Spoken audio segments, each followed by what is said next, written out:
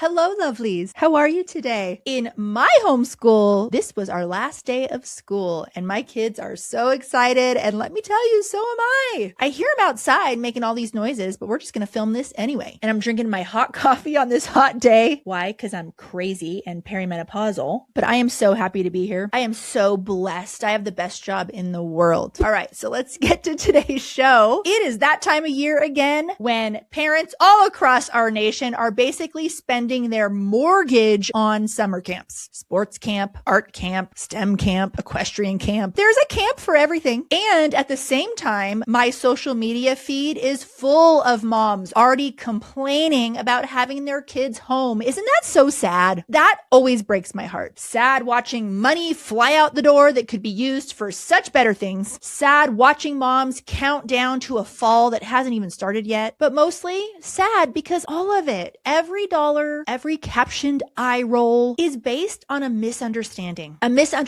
about what kids actually need. And this misunderstanding is hurting children because boredom is a lost art. And if we don't give it back to our children, and summer is the perfect opportunity to do it, I'm going to say something here that I might regret later. A strong word, but I'm going to say it anyway. It's hindering child development. Yeah, you heard that right. I'm so sorry, but I'm going to come with receipts. I promise. I truly believe to the core of my being, why, based on research, that the very thing we're trying to protect our kids from being bored is the exact thing their brain needs to grow. So today I'm going to walk you through what the research says, why we as moms are wired to panic the second our kids whine, "I'm bored," and what to do instead before you spend another $500 on that camp, ladies. I know who you are. Give me the next 20 minutes, please. I cannot wait to dive into this show.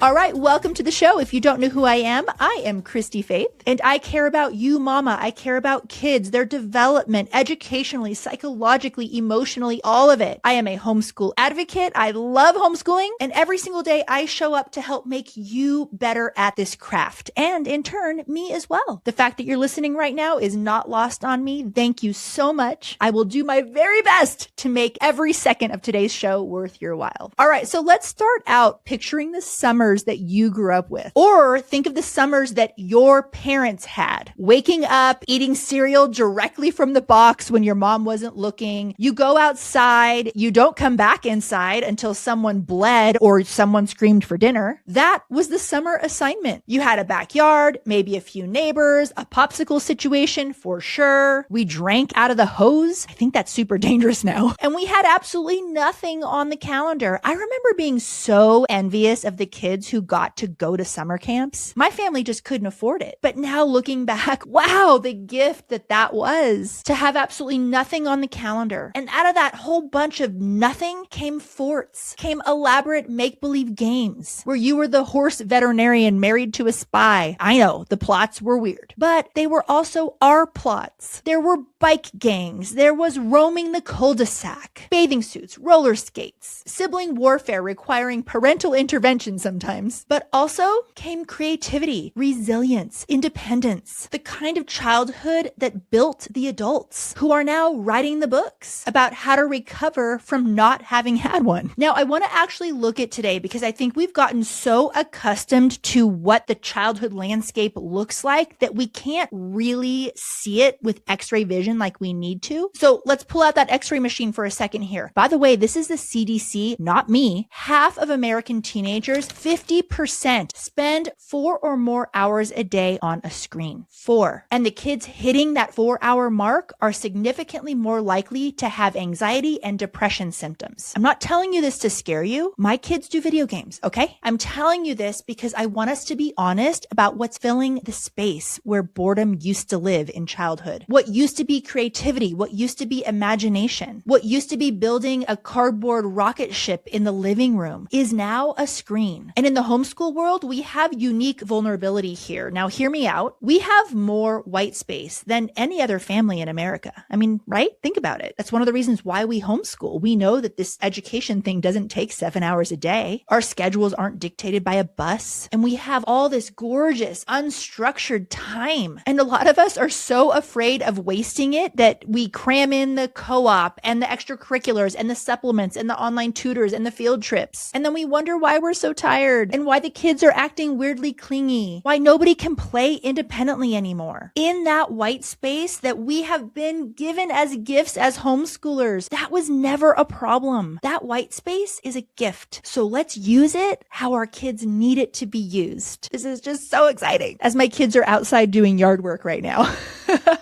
Let's talk about the research on boredom and what we know right now. It's way more interesting than I expected when I was doing research for this show. So I'm going to share with you 3 findings. Okay, finding 1. Boredom activates children's brains. Actually, everybody's brains, but we're talking about kids today. There is a network in the brain called the default mode network, DMN for short. And it does not switch on while your kid is watching YouTube and playing video games. It doesn't switch on at a sports camp either. It switches on when your kid is staring at the ceiling with absolutely nothing to do. That is when their brain turns inward and it starts doing the most important work of childhood: creativity, memory consolidation, self-reflection, identity formation, the work of figuring out who they are. Our kids can't get there through a tablet. We can only get there through stillness, which means every time we hand them a screen, the second they're bored, we are short-circuiting the exact brain process we say we want to protect. I know, I had to sit with this one too. Finding number 2, boredom is where creativity is born. There is a researcher named Dr. Sandy Mann who has spent years on this question, and her work is so fascinating. She found that when people do what she calls undemanding tasks, so think folding laundry, taking a walk, staring out a car window, their minds wander. And when their minds wander, they get measurably more creative afterward. This is why we have our best ideas in the shower. I'm serious.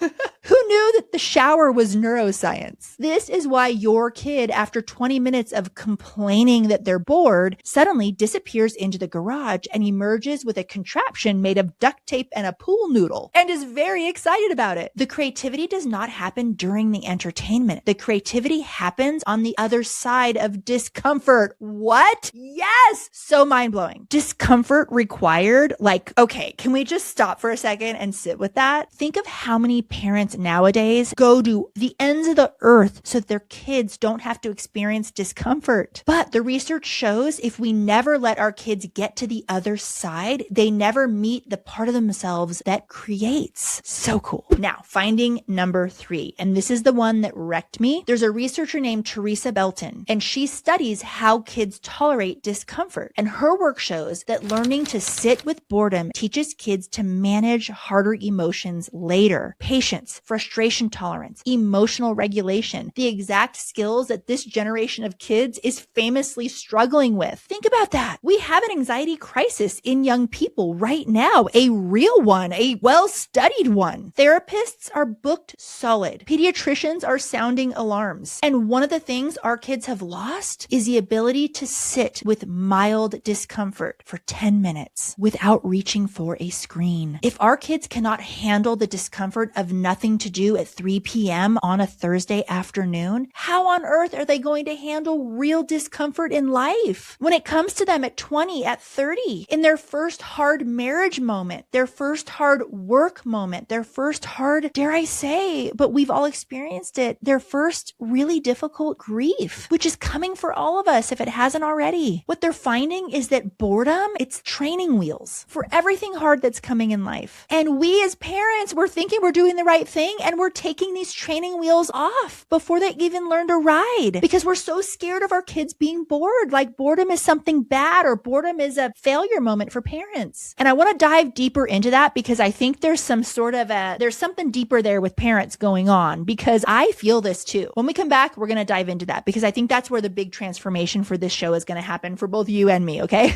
I want to stop and ask you right now that if my podcast series has been helpful to you in any any way, would you stop and do something for me? Even right now, it'll only take you 10 seconds and it costs you nothing. Would you hit that thumbs up, give the show 5 stars if I've earned it, leave a comment, or maybe click that notification so that you get a little bell that rings when a podcast episode drops, and make a comment about the show or ask a question. Those little tiny things that can be done so quickly, they tell the algorithm, those robots behind the screen, that this show is worth showing other moms. There's probably a mom really overwhelmed right now that needs this podcast series, and just by you engaging in a little way, that can help her find us. And it also helps me give you oodles of value for free, because when a lot of people watch the show, the sponsors are happy. And if someone comes to mind while you're listening, maybe a friend who's nervous about homeschooling, Googling at night, not sure what to do, please go ahead and send her this series. And thank you so much ahead of time. Even if you only do 1 or 2 of those things, I really appreciate it from the bottom of my heart. Homeschooling 4 kids means I'm juggling roughly 24 different subjects at any given time. And a few years back, during a particularly busy season, I hit a wall. I needed some serious help with the heavy lifting of teaching everything myself and managing schedules for 4 kids. That's when I found BJU Press Homeschool, and we've loved their courses so much that we keep going back. Some families use them for everything and love it. I use them for certain subjects. Either way, total mental load relief. Here's what my mornings look like now. Let us take science, for example. My 3 girls do that one together. They fire up the lesson taught by a real teacher, well-produced, actual teaching, not just click-through busy work. And I sit there with my coffee, watch them, or make breakfast, and we discuss the big ideas. Every BJU Press Homeschool course prioritizes critical thinking, a biblical worldview, and hands-on learning. I just guide the conversation and pick which activity or pages or projects we want to do,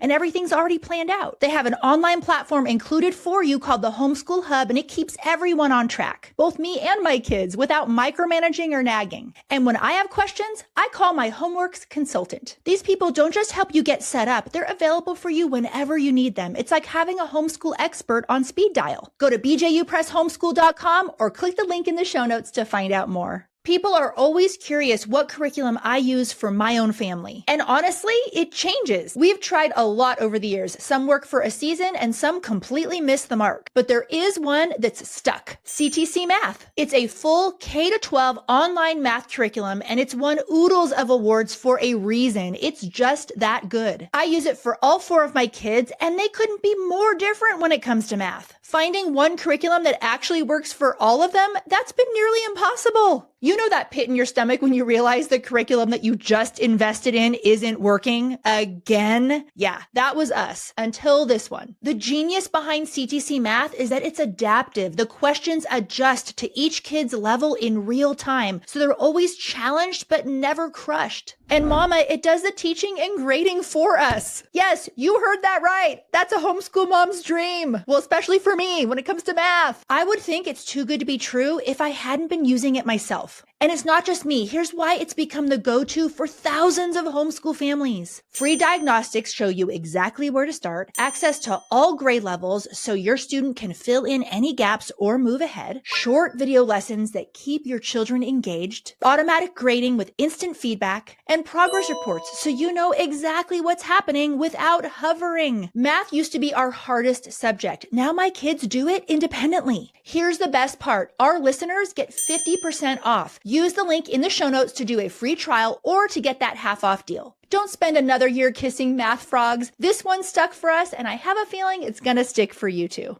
Okay, welcome back. So if all of this is true, if the research is true, and the research happens to be pretty wildly consistent on this, then we have to ask ourselves a deeper, harder question. Why are we so afraid of our kids being bored? Because we really are. Let's be honest for a second. When your kid says, "Mom, I'm bored," do you get a physical reaction? I used to tighten up, search for a solution. I wanted to fix it right now, quickly, before anyone melts down. That reaction is worth examining, because I don't think it's really about our kids, because coming to us and saying they're bored isn't misbehavior. I think it's more about us. So here's what I've come to believe. We have absorbed a story about what a good mom looks like. And that story says, and it's a lie, a sinister, evil lie that says a good mom enriches every moment. A good mom creates magical summers. A good mom has the Pinterest backyard, the chalkboard with the day's activities written down on it, the educational outing scheduled for every day. And if her kid is just sitting there bored, we feel so easily like we failed. But friends, that story is a lie. It's not developmentally appropriate to believe it for our kids. And I don't even think this is a particularly old story because our childhoods were probably way different. Certainly our parents' childhoods were full of slow summers. I think this marketing invention to keep our kids so busy in the last 20 years, probably from money, is making us and our kids miserable. It's making us second guess our parenting. Now, the second layer underneath this, I think, is a real one too. It's when our child is uncomfortable, we feel uncomfortable. Their whining can be physically activating to our own nervous system. Can I hear an amen? Raise your hand. I was in a Zoom call today and we were talking about this and I'm like, raise your hand if when your kid starts to dysregulate with school, do you get dysregulated too? And like every person in the Zoom room was like, me.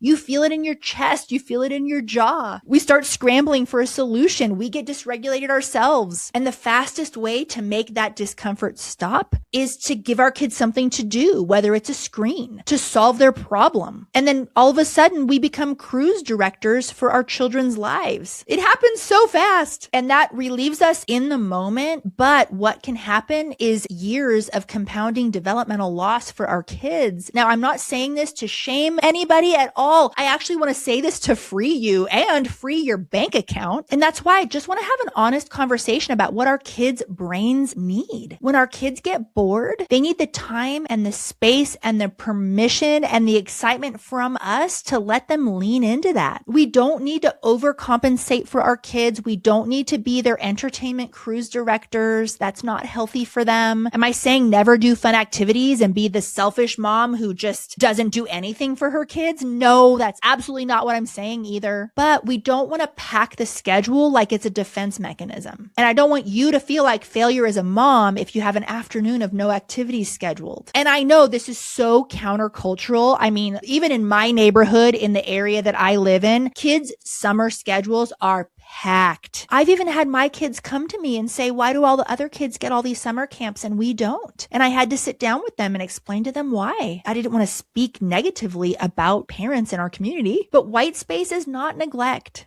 Okay, so you're still with me and maybe you're nodding. Okay, Christy, I'm in. What do we actually do about it? What should our summer look like? I got you 5 moves. We'll get into them right after the break. Is your child struggling with attention, memory, reading, writing, or math? If you're experiencing this, you know how heart-wrenching it is to watch them face these hurdles. You've poured love, time, and attention into their education, yet the struggle persists, leaving you feeling stuck and desperately searching for answers. You guys, I want you to know about Learning RX, a proven program designed to help your child's cognitive skills, enabling them to think faster, learn more easily, and perform at their best. I'm talking getting real long-term help here with things like ADHD and dyslexia. Learning RX is backed by 35 years of research and their results are transformative. Use code HOME50 for $50 off your cognitive skills assessment. Go to learningrx.com or click the link in the show notes. You chose to opt out of the conventional school system because you looked at it and how it measured kids and said, nope, not for my family. Did you know that a lot of us can and have done the same thing with traditional health insurance? I want to tell you about a different way to take care of your family's healthcare needs. And it's a way that's been around for over 100 years. And it's saving families like mine a ton of money per month. For my family alone, it's $1,000 a month we're saving. So huge thank you to podcast sponsor and my husband's company, Summit Health Share. So if you're not familiar with health sharing, here's the short version. It's not insurance, but it can replace it. What it is it's a community of people sharing medical costs. With Summit Health Share, families on average save 40 to 60% on what they were paying for traditional health insurance.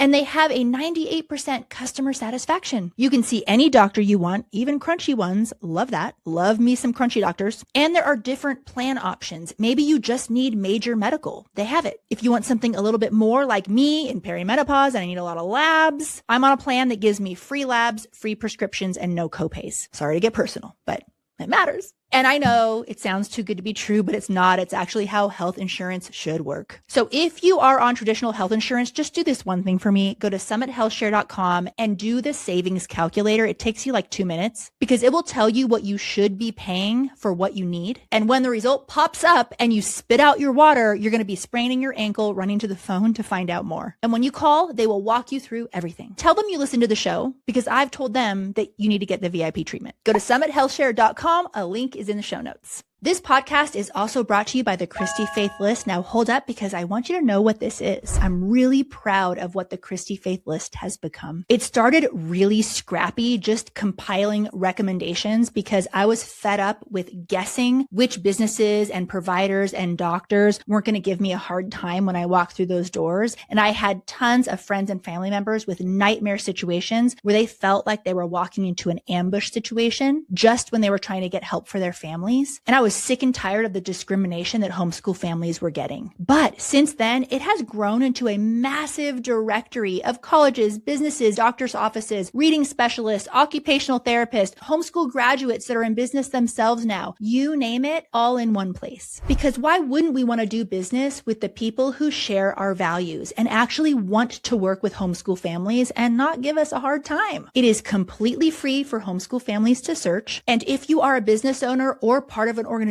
that loves homeschool families and wants to reach more homeschool families and grow your business in that way, please sign yourself up. We want to know who you are. It's the place where homeschool families support the people who support us. Go to thechristyfaithlist.com today. Welcome back. Let's get into some action items for today. I'm obsessed with action items, right? We talk about the big ideas here, but also we need to know, okay, what do I do tomorrow? So move 1. This is huge. Expect early protest. This is the process. If you are in a moment right now where you need to detox your kids from constantly being entertained, expect a storming phase with it. Okay. I promise there is a light at the end of the tunnel. The first 3 or 4 days of letting your kids just be bored, it might feel awful. Do what you need to do to keep yourself regulated during this process. There will be whining. There will be wandering. There will be flopping on the couch. There will be, Mom, there is literally nothing to do. Which the irony of it all is they probably will be screaming that line to you sitting in a room containing approximately $4,000 of toys. I know. When your kids give you a really hard time and seem pretty miserable, please do not take that as a sign that your experiment is failing. Please, please don't. It's part of the process. It is a sign that this is working. Their brain is hitting a wall, and that wall is where the pivot will happen. If you rescue them, you're going to abort the whole thing. Please don't do that. The good stuff lives right beyond it, right beyond that line. Okay, move number 2. Please don't entertain them. Equip them instead. This was a game changer for me. It is not our job to solve their boredom. You know this already. It's our job to coach them through it. When your kids come to you and say, I'm bored, you could react with not in a fake way, but say, oh, I'm so excited. I can't wait to see what's on the other side of your boredom. Or you can say, oh man, I've been waiting for this. This is really neat. This is so good for your development. I can't wait to see what you figure out on the other side of your boredom. You're not being cold. You're not being sarcastic. What you're doing is you're teaching the planning, which is one of the most predictive skills for adult success, by the way. So you're welcome, kiddos. No, don't say it like that. Just know in your heart that's what you're doing. Move number 3, a fridge list. Sit down with your kids one at a time, ideally before summer hits in earnest, but any time is not too late, and brainstorm 30 things that they're allowed to do without asking. Build a fort. Bake something with what's in the pantry, even if it's weird. Write a story. Set up an obstacle course in the living room. Read in the closet with a flashlight, which for some reason every kid loves. Dig a hole in the backyard. Just dig one. Print the list, stick it on the fridge, laminate it if you're super fancy, so that when the whining starts, you can just point. And you don't have to solve anything, just point to the list. And they're gonna complain. Think of it like our lives with working out. I don't ever really want to go work out, but once I do it, I'm in the middle of it. I'm glad I'm doing it and I feel great afterward. That's what it's gonna be like for your kids. They're not gonna wanna read a chapter of a book, but once they start reading a really great book, all of a sudden 3 hours later, you're gonna be like, where are they? And they're gonna be reading a really great book. Okay, move number 4, protect the white space on your calendar. This is really hard because your friends' kids are going going to all the fancy camps. Your kid might be only going to one the whole summer, and the group chat is making you twitchy. Get out of the group chat, please, ladies. Can I tell you how freeing it was to remove myself from group chats, right? Can I hear an amen in the comments? One anchor activity a day, a co-op in the morning, a play date, a swim, a library trip, a hike with another family, and the rest of the day can be wide open. It's not lazy mothering. I think it's intentional and actually harder to do than we think. We are protecting the soil where the actual growth happens. So please don't let comparison make you start tilling it under. That's the nurturing soil. Okay, move 5. And this one's for us. Mom, sister, friend, me, right now, needing to hear this myself in my own life, okay? Let's look at our own habits. Our kids are watching us. I did this yesterday. I escaped into my phone. I was in a hard situation and I just wanted to escape, and I did. Man, yeah. If we distract ourselves with our phones, if we scroll through every empty moment of our day because we just can't handle our own discomfort with being bored, if we can't stand in line at Target without checking our phones, if we can't sit in the carpool lane without a podcast, not this podcast though, other people's podcasts, we are teaching our kids and loudly that boredom is intolerable. But you know what makes me sad about it? I think about this in my own life. How many conversations with my kids I've missed out on because I was on my phone. I don't want to teach my kids, and I think I'm guilty of this, that a quiet mind is something to escape from. Oh man, this is hitting me really hard right now. I think one of the best gifts we can give our kids in terms of a relationship with boredom is curiosity, not escape.